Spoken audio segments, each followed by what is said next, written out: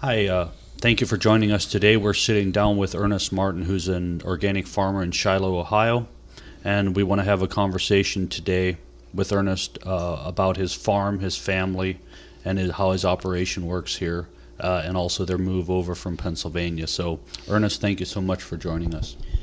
Sure. Yes, my wife and I farm here in Richland County, Ohio. We've been farming here since 1994. We have 10 children. Nine of them are still here on the farm. The one's married and moved off the farm. We have a 150-acre farm here. We milk between 70 and 80 cows. We are primarily a grazing operation, but we do grow corn silage and hay, supplement winter feed. As far as freshening, we do both spring and fall freshening. We like that. It kind of spreads the workload out over the year. And then also we're able to harvest the fall premium that we get in this area for producing winter milk. So, Do you calve in groups like spring group and fall group, or is it kind of year-round freshening? we do in a spring and a fall group. Our spring group starts freshening in April, usually around the first part of April. This year we're just a little bit later, but we started freshening this year in mid-April. Then we calve for about 6 weeks. Then we pretty much all the cows are fresh and milking at that point. Then the next group we dry off in August, so they're actually July and August they're dry, and then September we start the second group freshening. That spreads our workload out. Like I said earlier, it spreads our workload out, and also gives us the dry cow group helps us manage our pastures over the summer when we tend to have a little hotter and drier weather and not as much good high quality pasture. Then when fall rains start coming and weather turns cooler, our cool season grasses increase in quality again. So works very well for us. We have about close to 50% in the spring and 50% in the fall, and that varies a little bit depending on when we bring in our heifer group to freshen. Is that something that you've adjusted over the years, that two-window calving period, or were you once spring seasonal and you adjusted it out, or all across the board, or something you've been doing for a long time? It's something we've been doing quite a bit for the last 10 years. We've done it. In 1999, we were spring seasonal. We did that 1 year, and it takes a pretty good manager to manage your money, have a lot of spring milk. And also, when we joined Organic Valley Co-op in 2002, there was our region here was very heavy spring freshening, so we needed, as a group, we decided to push fall production a little more, and on my farm especially. So now we're actually, we're probably shipping more milk in October, November, December, and January than we are in the springtime. Mm-hmm. And so you've been organic with Organic Valley since 2002. Now I understand you were also part of starting the organic co-op with your brother and some other farmers in the local area to bring an organic market to Ohio. What year did that start? We started when we moved to this farm in 1996, we started transitioning that. Then in 1999, we certified the ground. In 2000, we certified the cows. We had our own co-op up until November of 2002. We as a group joined Organic Valley for the marketing of our milk. Did all the farmers in that co-op join crop? I believe there were one or two that were doing their own marketing that decided not to. Have they continued on with their own marketing, or have they went back conventional or come with Organic Valley over the years? Well, let's see. One of those did some raw milk. The other one was doing some cheese and milk. I think they're pretty much non-existent anymore. I just find it always interesting, the guys that direct market their own milk, they always see the opportunity. This is my own point of view of it. They see the opportunity to make more money by selling direct, but don't realize that marketing is a full-time job in itself along with farming. And it sounds like, in talking to your brother Mark, that's kind of what was learned through the co-op that you guys put together. Marketing is a whole nother beast in itself. That's right. I used to have this dream of maybe doing some on-farm processing or on-farm marketing, direct marketing of dairy products. And, the co-op that we formed was a good lesson. If you want to do that, my hat's off to people that do that. There's a lot of people that do it and do it successfully, but you almost have to bring another whole family unit or a couple other business partners in. Otherwise, the farm's going to be neglected or your family's going to be neglected. It's a lot of work to both be a producer and a marketer and a retailer in addition to processing. I think when you look at farms running a business besides the farm, dairy is a completely different beast than having a woodworking shop or a fabricating shop, because your product is produced 365 days a year and you've got to market 365 days a year, where in other entities you can build inventory as you can. Dairy is just a different beast. It is. And my dad always said, you take care of your cows, they'll take care of you, and that's served us well. I like that saying. Well, and I think something that gets lost as well for people that don't work in the dairy industry or are dairy farmers themselves or close to a dairy farmer, they just see, okay, you milk the cows whenever you feel like it, and besides that, you just sit in the house and don't do anything. It's lost that running a dairy farm is a small business itself. And you're not just a person that goes out and milks cows. You're a veterinarian. You're a diesel mechanic. You're a agronomist. You're everything wrapped into one. And I think that gets lost as we get further and further away from being on dairy farms anymore. That's right. And in addition, you need to manage all of that and manage wisely. And sometimes us dairy farmers, we get too close to our work and we forget to look at the big picture. Mm-hmm. Now, when you switched over to organic, I'm assuming that you were also a grazer at that point, and that was part of what led to going organic. But was grazing a new thing to you, or was that something that you've learned over the years? Or I guess I'm not sure exactly how to phrase that question. How long have you been grazing? My wife and I, Norma and I, both were raised on conventional dairy farms. So when we started dairying in 1994, that's basically what we had plans on, to do. But we had relatives. Grazing was just getting, a pretty good move at that time in the early 90s, and I had relatives that were grazing and encouraged us to look at that route. So we did a little bit of grazing in fall of 94. 95 we did more yet. Then in 96 we made the move to this farm, so we had to start over again. But yes, grazing was definitely a big part of why we are organic, because everything we were doing in grazing was basically organic certifiable. One of the things we might have used a little bit of, we did buy grain, so the grain was conventional, but at that point there was very little GMO grain out there, so it would have been it wasn't that hard to switch to organics. Mm-hmm. That was right around the turning point where the That's right. GMOs really came on for animal feed especially.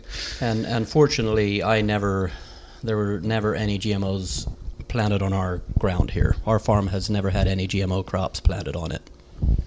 Now, when you talk about the grazing aspect, has your grazing practices and management really changed a lot? Or did you kind of figure out a system that worked early on, or is it a continual change? Because you hear so many different so-called professionals tell people how they need to graze, but every farm needs to kind of figure out what works. That's right. It varies by farm, by your terrain, your soil types, and also the breed of cattle that you have and how well your cattle are trained to graze.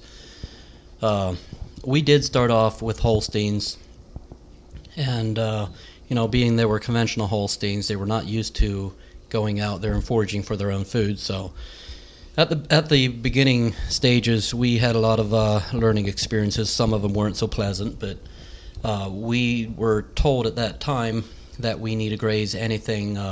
If it's 6 inches high, it's time to get out there and start grazing. Never let it get above 6 inches high, or you'll lose your clovers and so on. We saw that, in the progression, we saw that it didn't work out as well. We had thin cows and poor breeding and a host of other things that just didn't poor cow performance overall. So we kind of went to the other extreme and did too mature grass grazing. It was almost on the verge of what they call tall grass grazing. But now we're kind of halfway in between. We like it up around 8-10 inches, but actually the stage right before it goes into seed is what I consider the optimum grazing period. It's especially during the summer, and if you have ryegrass and stuff, that is a very small window. It is. Right now, we're in the mid to late April here, springtime in Ohio, and it's our grazing. The grass stage is just absolutely perfect right now. It's fun being out there. And you just went out there not too long ago, or? We just started this week. We had some other things going over the weekend, or we'd have started last week. The best time would have been last week, but we did hold off about a week from when we should have. Mm-hmm. And when you switched over to, you said you were raised on a conventional farm. That's what you and your wife knew best. When you looked, or as you were encouraged to look into grazing, what was the benefits, or what was the draw that you saw when you were looking into grazing, and what was the eventual, I don't know the right word, but made you decide to finally say, okay, this is something that we're going to pursue and try and learn and figure out? Well, my wife and I were on our own, so it was just the two of us, and to work a dairy farm, there's a lot of work involved, and to harvest our own crops, get the crops planted and everything, haul all the manure. If you carry everything to the cows and haul everything away from the back end of the cows, it's a lot more labor intensive. So that was one of the positive things about grazing. Saving labor, and I also like the idea of having cows out there. I always enjoyed seeing cows out on grass, and to have cows out there and get their own feed, spread their own manure. I think grazing is a very important part of our operation here, and it should be on every organic farm. Yeah, I like sitting here. I'm looking at your cows out through the window, so they're looking happy. Yep, it's a beautiful scene. Has it been too wet to graze out in your area? I know your ground's pretty flat here. It had been too wet earlier in April when I, like I said, I should have started a little bit earlier, but it had been wet early. But now we did have a shower last night again, but it's not too wet right now. Hopefully we don't get another deluge like we had last night, but as long as we don't get too much rain, soil conditions are pretty good right now. Is there any corn being planted out here yet? Very little. A couple of the big cash crop conventional farms are, but no organic corn's being planted yet. And you said you started off with Holsteins, and what did you make the switch to, and what was the thinking behind that?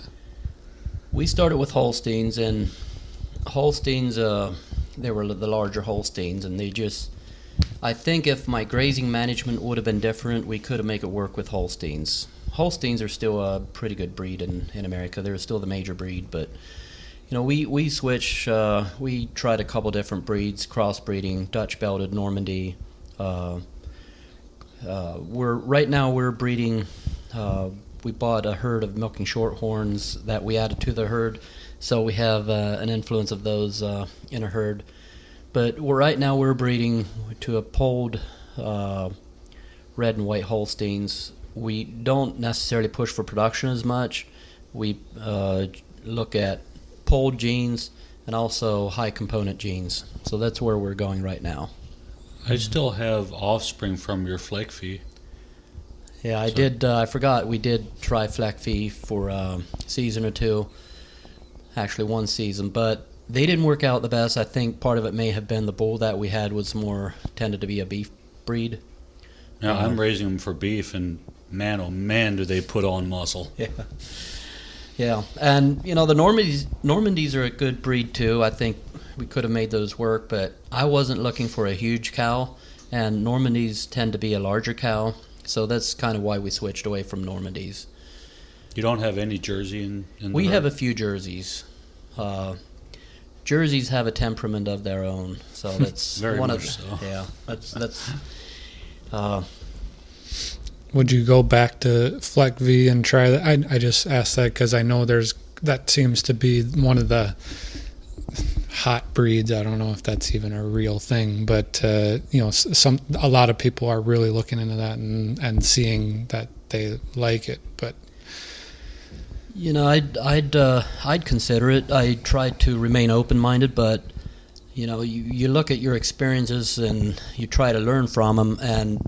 But I still, I do realize that we did use a beef breed. The bull we got was actually out of a guy who was milking cows, but then switched his Fleckvieh to beef cows. So I think we were lacking the milking genetics.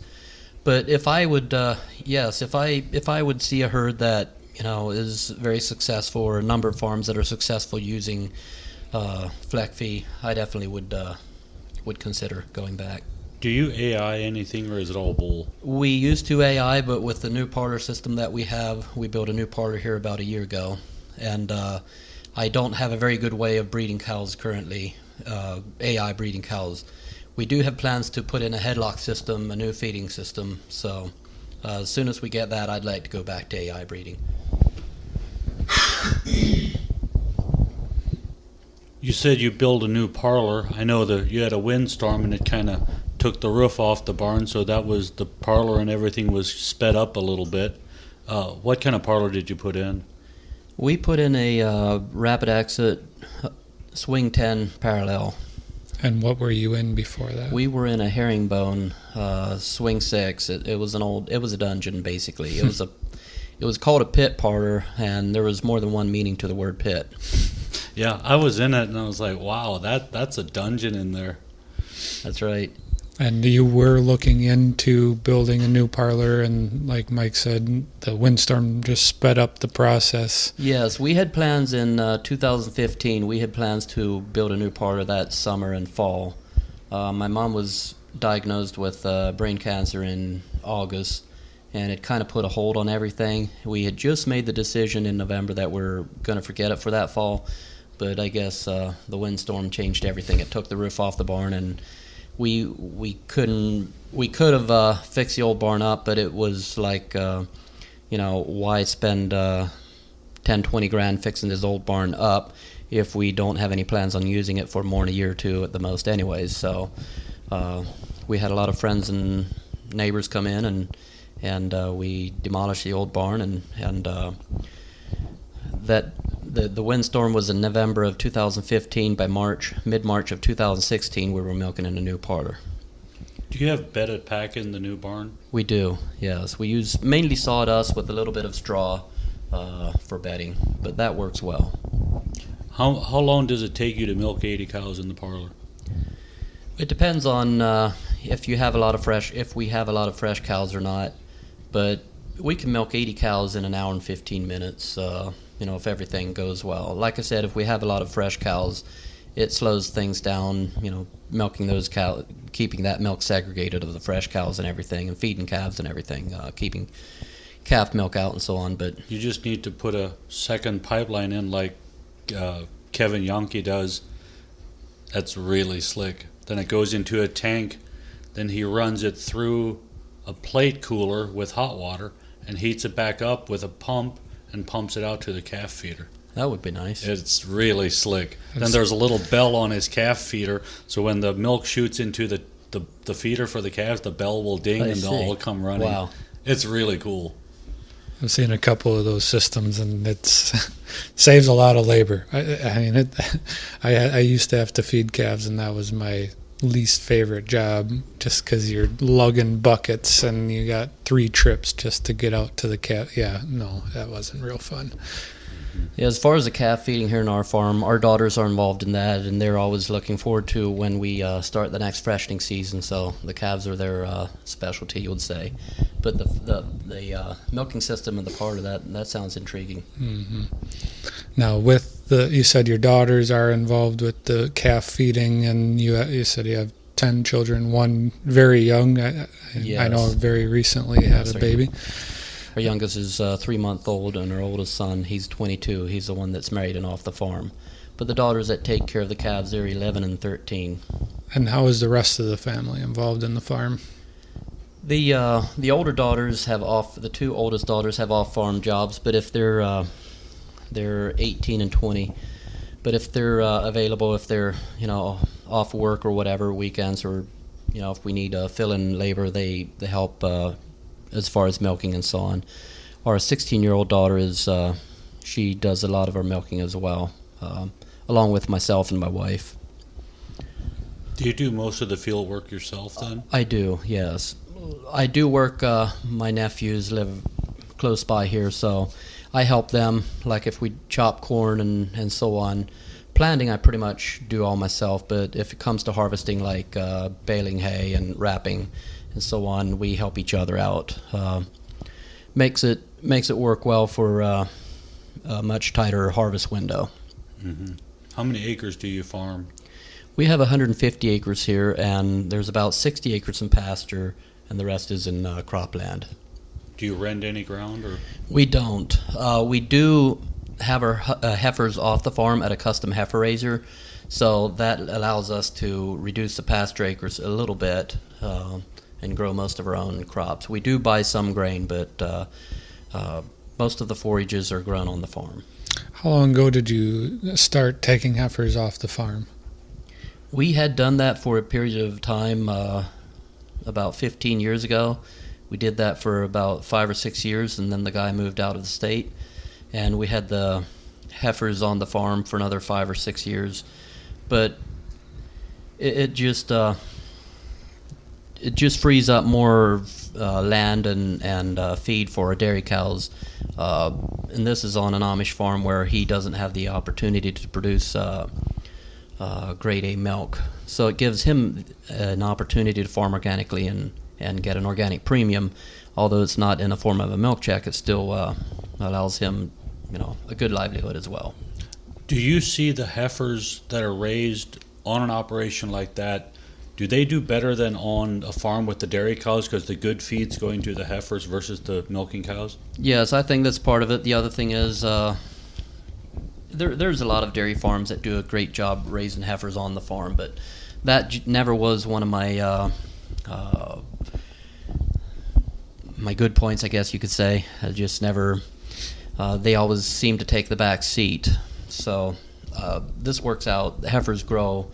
They're just handled better. You know, that's all this guy does. So he puts his heart into it. You're certainly not the only dairy farmer that the heifers kind of take a back seat, and because the focus is on the milk cows, and that's why I went down that road of asking that question. And also on the feed side, you know, during that period where the previous guy that raised your heifers to the point where you have this new guy that's raising your heifers, how long was that between those two periods? It was about 5 years. Okay. Did you drop in cow numbers during that period, or did you buy more feed? It was both. We dropped in cow numbers a little bit, and we also bought more feed. Mm-hmm.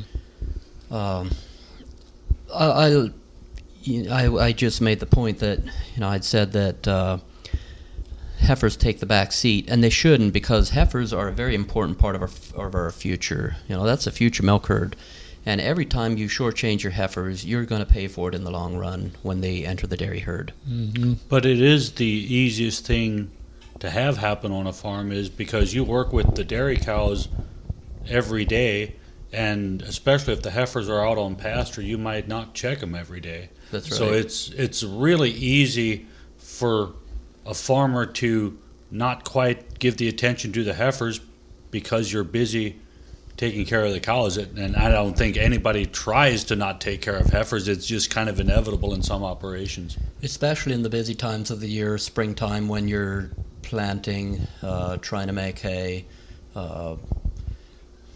cows freshening and everything. And again, in the fall, when you're chopping corn silage, making hay, and trying to get your cover crops planted in the fall, it's just easy to neglect that part of the farm. Of the dairy herd. It's also usually the heifers, if they're raised on farm, there's usually a pasture lot, wooded lot, away on the back 40, a long ways away back, out of sight, out of mind. They get taken a bale every couple of days, and I mean, that's the extent of it. I've definitely seen where, if there's somebody dedicated to raising calves and heifers, where that becomes a priority, and then the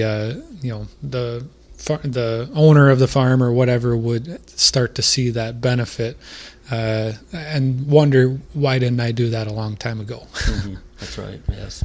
I talked to one farmer who they got a guy to raise he'd get them as soon as they were weaned, and they were seasonal, so he had two groups of heifers he just raised for them. So he had a young group and an older group. They said when those first heifers started coming back, how much more mature and how much more flesh there was on them. They said they were recouping a lot more money in the first lactation because they were mature when they were calving. And they said they thought they were doing a good job on their heifers until they had a guy now this guy's exceptional at doing it.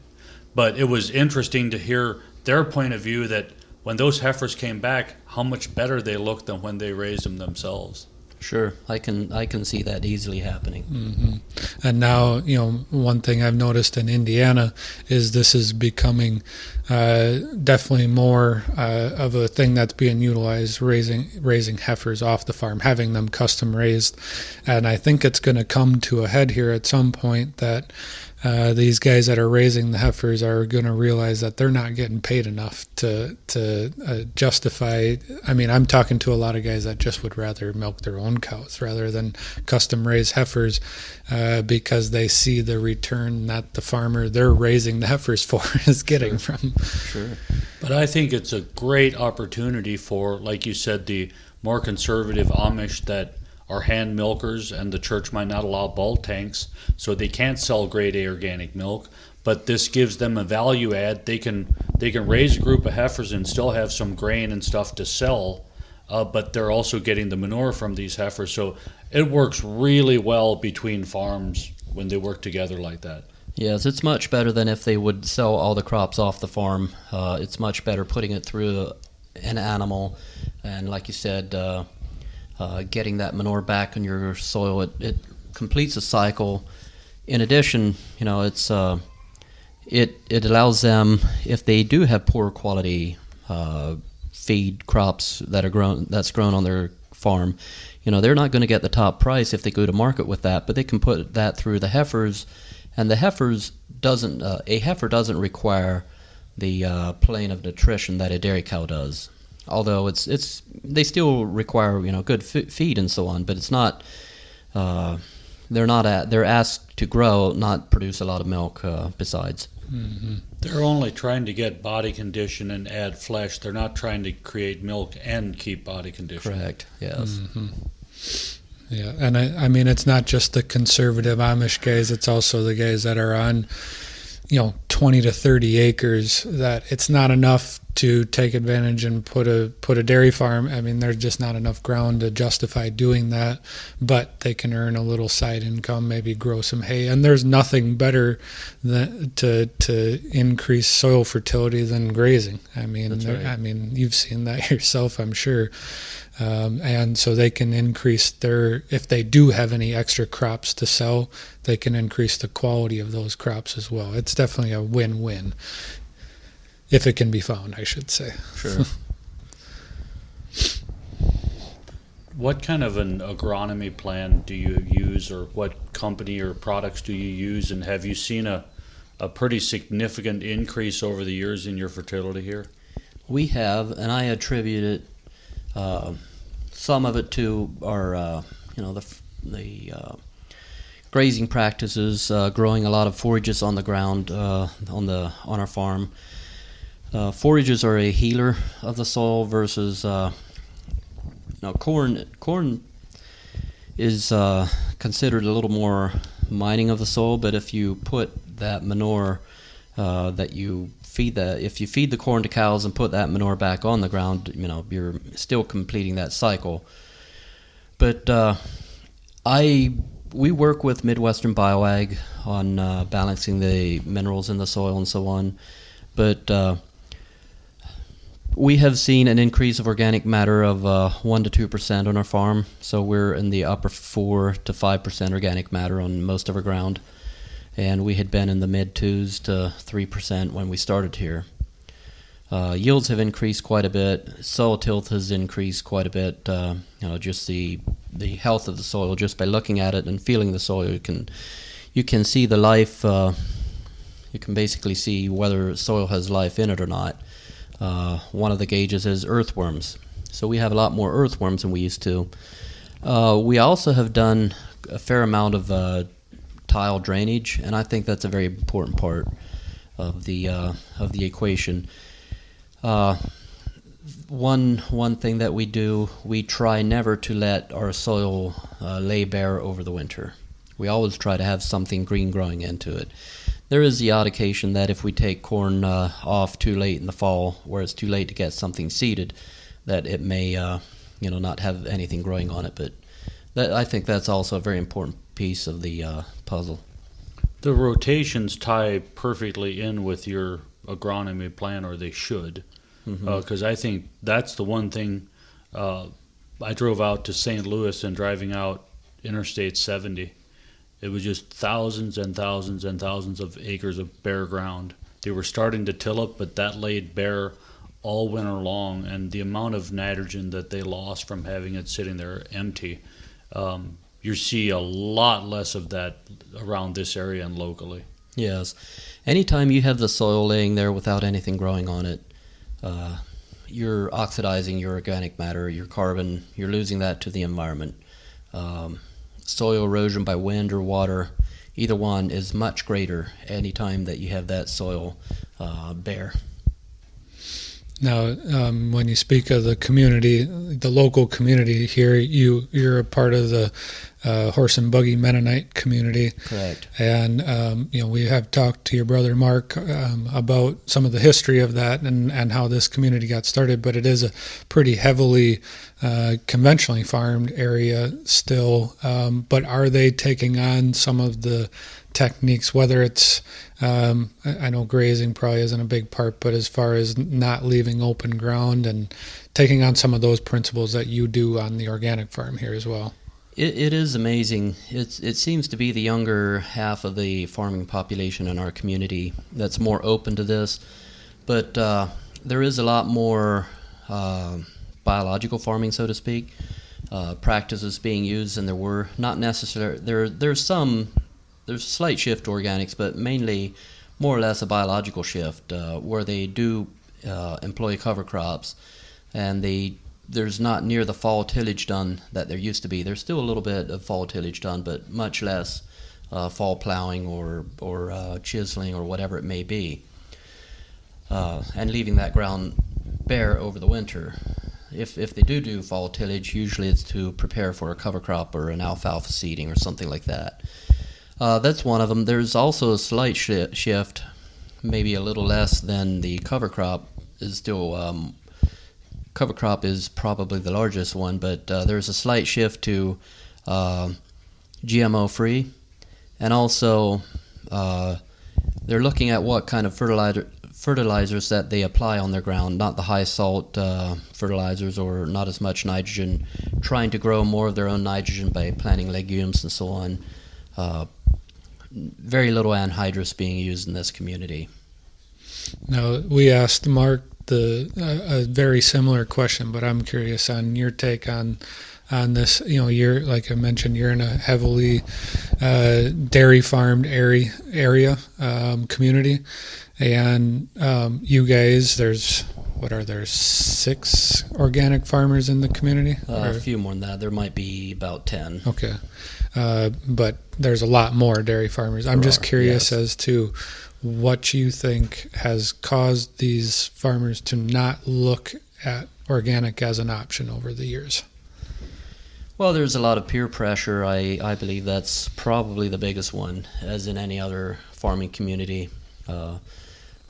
Peer pressure, and also being that there's a lot of multi-generational farms. It seems the older generation is more resistant to organics. I think they look at organics as more as the, back if you go back to the 60s, 70s, and maybe the early 80s, it was more the hippie movement, and there was kind of resistance to that maybe. I think that's probably some of it as well. And you're seeing that the organic movement is way beyond the hippie stage now. It is. But still, to the anti-organics, that's the only thing that they're seeing is that 70s, 80s movement, and they see weeds in the corn. That's right. They see that as a big obstacle. And, I said that with, about the hippies. There's nothing against, I don't have anything against them personally. But as a conservative Mennonite, we do have a lot of things, believe it or not, in common with the hippie movement, but not exactly the long hair and marijuana. Yeah, and that's what they see. They see some of the things that our community looks at as a negative, but it's. I look at it as I have a lot of friends that I may not agree with their lifestyle, but still when it comes to farming and so on, I've got a lot of great friends that we agree on a lot of things. Mm-hmm. I was at Pioneer Equipment last week. They're making a tine weeder for horse-drawn equipment, and there's quite a few guys there that were really excited about it, because when a horse walks at 3 miles an hour, and when he comes to the end of the field, a horse will slow down. And as soon as you slow down, you have the cultivator set for 3 miles an hour. Okay. When they slow down, it doesn't throw dirt in the row. So the ends of the fields, because usually you don't plant end rows with horses. Sure. It's always you have weed issues at the end. So these guys were all excited that they can keep the ends of the fields clean along the road, because they said that's what the neighbors that are conventional always point out. There are weedy cornfields by the road. I think we have maybe a little bit too much pride in clean corn rows, but it's not been that long ago. My dad's 81 years old, and if I talk to him about when chemicals started, he used a lot of chemicals in his lifetime, but he sees the benefits of what we're doing, and he encourages us to, as to what we're doing. He likes to see our farms organic and so on. He may not always agree 100% with what we do, but when he started farming back in 1958, he basically did organic farming with a little bit of fertilizer. And it's amazing how little time it takes to hook people onto something where they think they can't do it without it anymore. Take GMOs, for instance. Farmers are so hooked to using Roundup, they almost get desperate, kind of like a drug addict does when you talk about taking away some of his drugs. If you talk about taking GMOs away. And I think that's part of, to go back to the question why they are resistant to organic farming, it's the perception that it's much harder than what it actually is. Yep. And that's kind of what led to chemical use. And, GMOs in the first place was making farming easier. Basically the soil became an inoculant to grow one crop, and organics gets away from that. Yes. But it isn't as hard as people make it seem. That's right. And I remember Dad talking about, he had a conversation with Grandpa, and Grandpa said, you know, a lot of people struggle with weed control, and then when atrazine came out, you know, that clean cornfield, he said it was just unbelievable, and it just blew their minds that you could keep a field that clean. And all that knowledge that they had built up for weed control and all this different stuff just kind of went by the wayside when chemical farming came into play and got forgotten. Now I think it's kind of exciting with, take the old tine weeders. There's these companies going back to the old technology from the 30s and 40s, and they're not reinventing the wheel, they're just making upgrades to it. But I think it's kind of funny to see that how much is reverting back to pre-chemical farming now. Yeah, then it's not been that long. You know, there was a lot of thought and time and energy put into manufacturing these cultivators, so they do a good job. And it's too bad that it only took one generation to lose most of that that knowledge. But you know, there's people here and there in the communities, if you talk to old timers, who never really bought into the chemical era. That, you know, if you talk to those guys, I enjoy picking those guys' brains. You know, they have a lot of information that we need to glean while it's still there to glean. Yeah, and also on the flip side of that, I think that there's a lot of knowledge that those guys, the older generation, learned when they were, you know, farming organically, or what would be considered organically today. But I also think that we've come a long way. When people say, yeah, it's like farming like Grandpa, well, it really isn't anymore, because there's been a lot of technological advances, whether it's the tine weeders or it's the seeds we use and all that kind of stuff. It is going back to pre-chemical farming like Grandpa used to do, but there's also added knowledge that has come along with that, I think. That's right. We do get much more yields than what they used to 50 years ago. There's no doubt about it.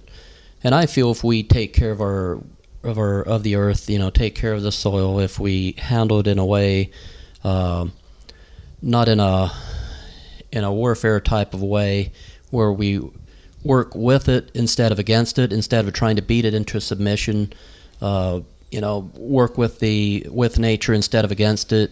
You know, we can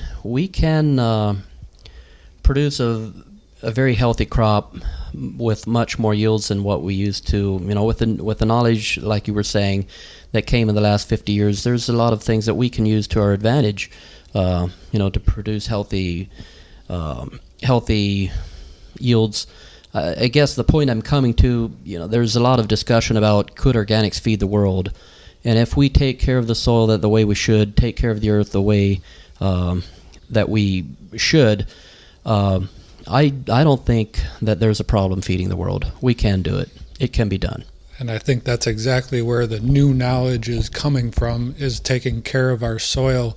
And I think we're just at the tip of the iceberg of what we're learning about all the symbiotic relationships between, the soil bacteria and, all the life in the soil that works together, rather than just saying, okay, we need N, P, and K to get 200 bushels of corn.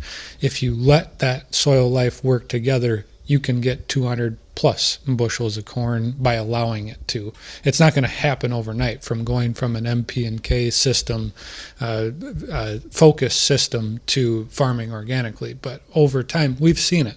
I've seen it on my farm. Yeah. 200 plus bushel corn. I heard a guy speak once that they had a plow down, and I'm not sure what he plowed down, but they wanted to see how much corn they could grow with 40 units of N. So their plow down basically had 40 units of N, and they grew 240 bushels of corn, because he said their soil, they've been working on it for 15 years, and he said it is what he considers as close to perfect as it can be. So his take on that was, it's not necessarily tied to N if you've got everything working together in your soil. So I found that really interesting. Yeah, unfortunately, it goes back to years ago. I think the professor's name was von Liebig from back in the late 1800s, early 1900s. But where this N, P, and K, nitrogen, potassium, and phosphorus type thinking came, they latched onto that and they quit looking for anything more because it did bring them increased yields. I think if we'd have forgotten about if we'd have never gone to chemicals and put all the research that we have put into chemical, or I shouldn't say we, but that as a country or as a farming community in general over the worldwide farming community have put into chemicals and GMOs and so on, if we'd have put that into organic farming, it'd be amazing what we could do. And it's amazing what we can do with what we have. But if you look at all the money that's been poured into research for chemical farming, if that were going into biological, organic, or regenerative, whatever you want to call it, type of farming, we could be right up there with the rest. And we're getting close to them. Our yields are not that far behind, if any. Plus, we can do it year after year. Where we're not. If we build up our organic matter, soil structure, our droughts don't affect us as much. Neither does extreme wet weather. Mm-hmm.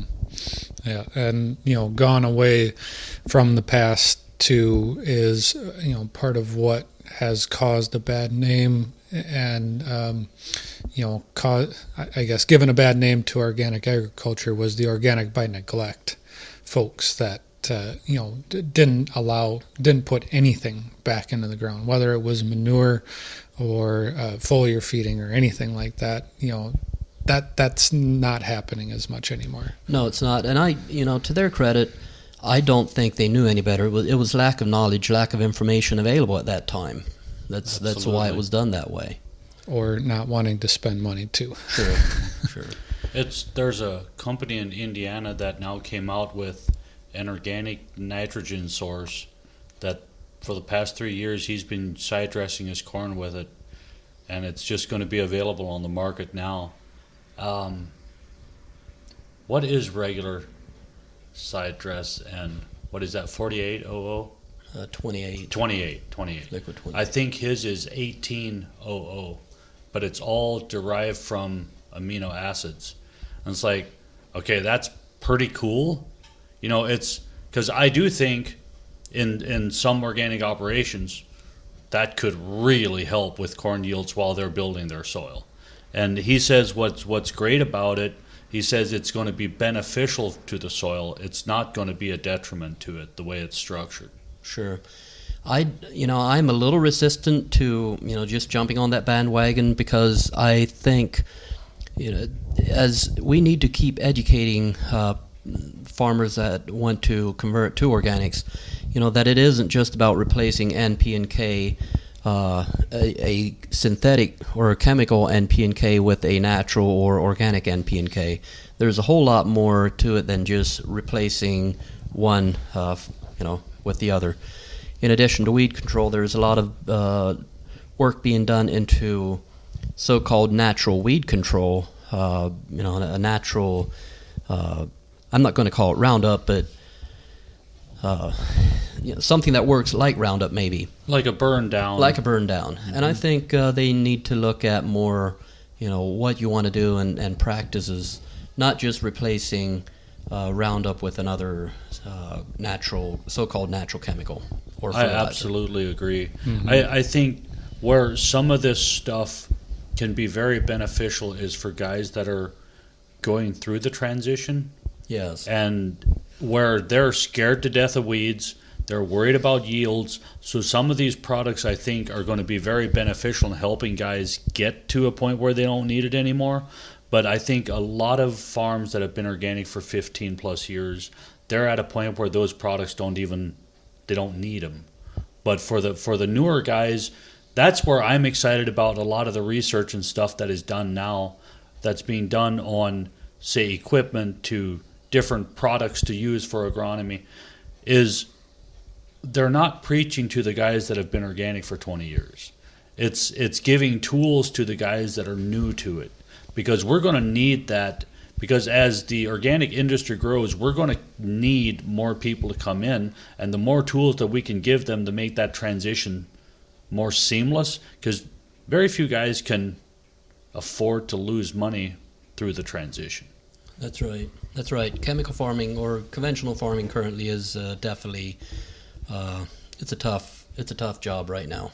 And they can't afford to make a mistake going organic for 3 years. Losing yields means losing money during the transition. That's definitely a really tough sticking point for these guys right now. That's right. There's a slight premium for non-GMO, but if you look at non-GMO, I'm not for GMOs in any way, shape, or form. I just I don't want to have anything to do with them. But if you look at GMO farming, it's basically pre-1994 chemical agriculture.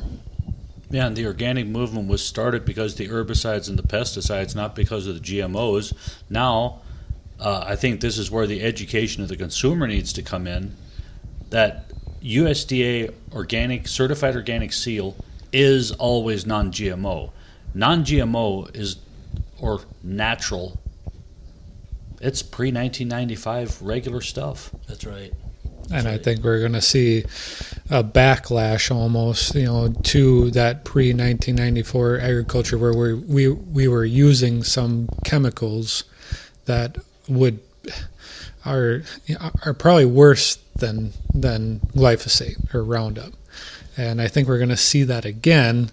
I mean, there will be a dip and people will buy non-GMO because they like the sound of that. But again, it's going to come back to educating the consumer that, hey, non-GMO, it can potentially be worse than just using GMOs. It's kind of puts us in a weird spot there. But again, organic is always non-GMO. We're still putting ourselves in a right spot that when it comes back up the other side, we're going to be all right. That's right. Yeah, my brother Tim said one of his friends, conventional farmer, round up the whole farm or all his cornfields, and one of the kids said, "Well, I wonder who's going to get sick this week," laughing. 2 days later, their oldest son was sick in bed for 2 days, and he said every time he sprays, somebody in the family gets sick, but it's always a coincidence. And my brother Tim just went on a rant about it. He said they don't want to know what they're doing because it's too easy. Yeah. Because this guy used to raise the best corn in the neighborhood. When he went to GMO no-till, I mean, he's got some of the poorest corn in the area. And what's interesting, what I find interesting is, the longer these farmers are growing genetically modified crops, they're going back to some of the old herbicides that they used 20, 30, even 40 years ago because they're finding the weeds are getting glyphosate or whatever chemical they're using resistant. And so the spin that we hear all the time that we use less chemicals with GMOs is absolutely untrue and unfounded. It's false. It's a lie. Mm-hmm. I just got a call the other day from a guy had glyphosate 2,4-D mix, I guess, and it drifted across an organic neighbor's field, and his whole hayfield has got burned down on it. Wow. He said it won't kill the crop, but what's he going to do? It'll be up to the certifier if, will that land be out for 3 years or will just this crop year be out? And that's the one thing I just cannot believe there's not stiffer penalties for that. I mean, you're spraying poison and you're allowing it to drift across your neighbors. Makes no sense to me. And unfortunately, 2,4-D is just coming back into, it's getting to be a hot chemical again, and partly because of what I just, said earlier. These weeds are getting resistant to all these chemicals, so they're bringing some of the older chemicals back that are actually harsher and drift more and worse than what we have. Was 2,4-D the active ingredient in Agent Orange? I believe it was one of them. Okay. Not sure. I don't remember. but I know one of them was outlawed because of that. Mm-hmm. But did the 2,4-D GMO alfalfa, was that ever released then? I'm not sure. Because that was a couple years ago. They were trying to get that passed. I didn't know if. I know it was for sale for a while. I don't know where it is now. What I find interesting is, some of these guys, they plant so many Roundup Ready crops in a succession that they've got to add other chemicals in because, if you plant Roundup Ready soybeans in a Roundup Ready corn field or a field that was corn the year before, all that volunteer corn that comes up is not going to be killed by your Roundup, so they've got to put something else. So they actually end up using more chemicals. Mm-hmm. That's Tim's neighbor plants Roundup Ready beans, but not corn because he cannot stand to see the volunteer corn in his beans. Mm-hmm. Seems counterintuitive, That's if you right. ask me. That does to me too. Well, anything else? Well, here's something interesting. I just got an email that Trump pledges immediate action to halt Canada's unfair dairy policies. Because of the farmers that, what were there, 70 farmers in Wisconsin 75. that got dropped? Because that was getting exported into Canada? Yeah. Mm-hmm. Okay. Or was it exported into Canada, or was it a Canadian company? But No. the milk was all going to Canada? It was going into the protein was going into Canada. Okay. Okay. I really think the state of the conventional milk market right now is really scary. Because I had a local DFA farmer send me an email, said that they were given 7 months that all the local DFA farmers are going to get dropped. Why? She didn't tell me in the email. I've got to get back to her on it. But it's a little scary right now. My wife has some relatives in New York that are with the DFA or DMS, and the DFA kind of assimilated a group of farmers that with another company. They kind of took them under their wing, and now with the milk situation the way it is right now, they just sent them or notified them, either you join DFA or we're no longer picking up your milk. I'm really scared for the small guys because what was that in Hordes Dairyman, where in 2016 1,725 dairies went out of business in the United States, and there's more cows now than there were then. Because when these 150, 200 cow or 50 cow dairies go out of business, those cows are just going to a big farm. Mm-hmm. They're not, because there's a guy in Sugar Creek that's expanding by 800 cows because cows are so cheap. He said he can buy a herd of really good cows, pick out the best ones he wants for $900 a piece. Sad. Mm-hmm. And I don't know where this cycle ends either. I really think that's the exciting thing for the small farm is organics, because that's for me, the only bright. Now I'm obviously a little bit biased in my opinion here. Just a little bit. Just a little bit. But I really think over the next 10 years, the only bright light for the small farm, dairy farm I'm speaking, is organics. I mean, I don't see how a 40, 50 cow conventional dairy, they can't compete with the mega dairy. That's like me going up and playing for the Cleveland Browns, which I probably could. I mean, they are terrible. Well, it's interesting. I've got to watch myself, so listening to my conventional neighbors talk, that I don't get depressed by listening to them, and it affects me where I almost feel like there's no hope in agriculture anymore. And here I am, an organic producer, having a great time farming, being profitable, and future looks very bright for being a member of Organic Valley, being a co-op member. We do have quota right now, but I think that's just a little hiccup if time goes on that we'll work our way out of this. Mm-hmm. So yeah, it's definitely not all sunshine and unicorns at within the organic industry right at this point in time, but certainly the trend or the writing is on the wall that people want to know what is in their food, and they're saying, well, I don't really want GMOs, but the big companies just keep on putting money into, I don't know if propaganda is the right word, but probably shouldn't use that word, but I mean, Brainwashing people. yeah, it's all okay for you. Yep.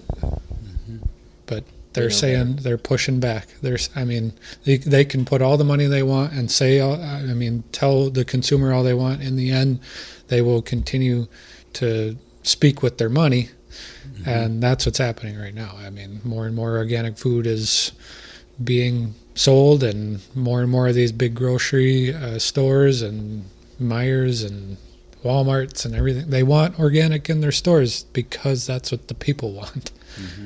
Well, I think if you look back at what happened to BST, you're going to use BST, it's going to be in the milk, you're going to drink it, and you're going to like it. Well, the consumer didn't, and that went away real quick. And I think there's a similar movement. I don't think it's as powerful as that movement, but I think there's a similar movement with the consumer right now with GMOs.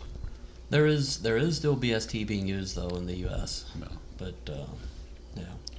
But a lot of them have it's no RBST on the carton, Correct. but then right below it's got to say that there's nothing harmful in RBST, or there's been no scientific proof that this is bad for you. Mm-hmm. yep. Well, I think we can wrap this up. So I know this is the busy time of the year. You're calving, you got cows out on grass, so we really appreciate you taking an hour with us. Okay. Sure. Thank you so much, Ernest. I really You're appreciate welcome. it. Nice talking with you guys.